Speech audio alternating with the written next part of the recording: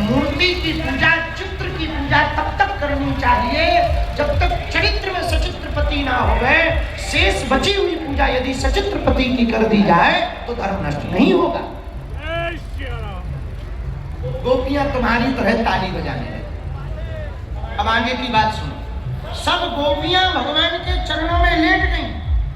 भगवान बोले ये क्या कर रहे हैं? गोपियां बोली यही तो हम कर रहे हैं। हमारे जो पति हैं वो मिट्टी के बने हुए तन के साधारण पति हैं, आप हमारे परम पति हैं।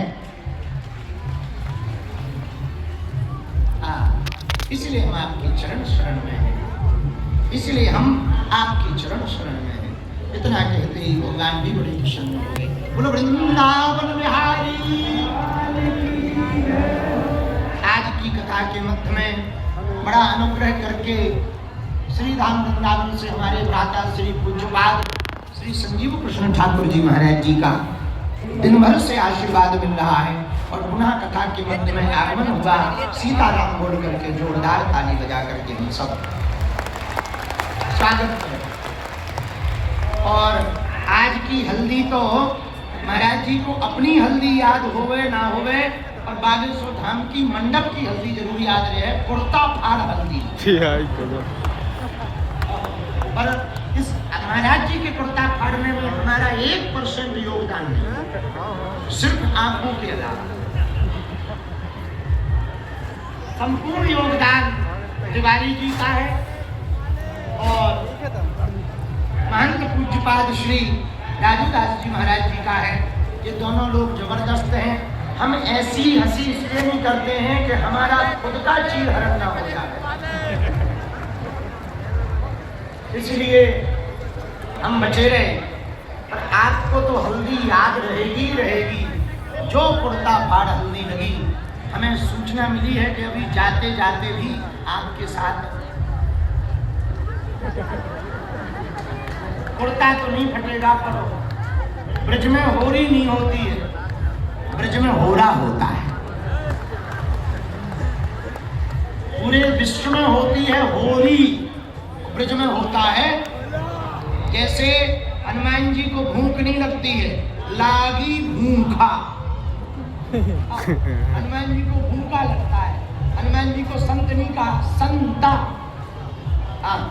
तो हमसे किसी ने पूछा कि ऐसा क्यों? हमने कहा हनुमान जी प्रत्येक काम थोक में करते, फुटकर नहीं करते। बोले थोक में क्या? हमने कहा देखो हनुमान जी का चरित्र पढ़ो। उनसे कहा कि जाओ जानकी माता का पता ले आओ, वे लंका जला के आओ। लंका जलाने को कहा था, पता करने को कहा था, लेकिन देखो एक्स्ट्रा करके आए कि नहीं। उनसे कहा जाओ संजीवनी बूटी ले आओ, वे पूरा पर्वती उठा लाए कि नहीं उठा लाए। उनसे कहा जाओ सुसेन वैद को ले आओ, वे पूरी डिस्पेंसरी ले आए। इसलिए हनुमान जी हर काम थोक में करते हैं, हम लोग फुटकर करते हैं। तो बड़ी कृपा है, ये तो विनोद की बात है। और आपका इतना ममत्व, लगभग 3 वर्ष से प्रत्येक कन्या विवाह में आपका आशीर्वाद, मार्गदर्शन और आगमन हो रहा। इसी से हमारा पूरा बागेश्वर परिवार, देखो भैया इन संतों के चरणों के आगमन से ही हम सबका कल्याण होता है। जोर से बोलो वृंदावन बिहारी।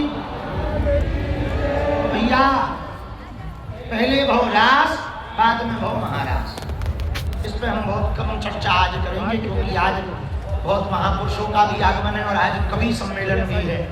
तो एक बात और सुनो, वृंदावन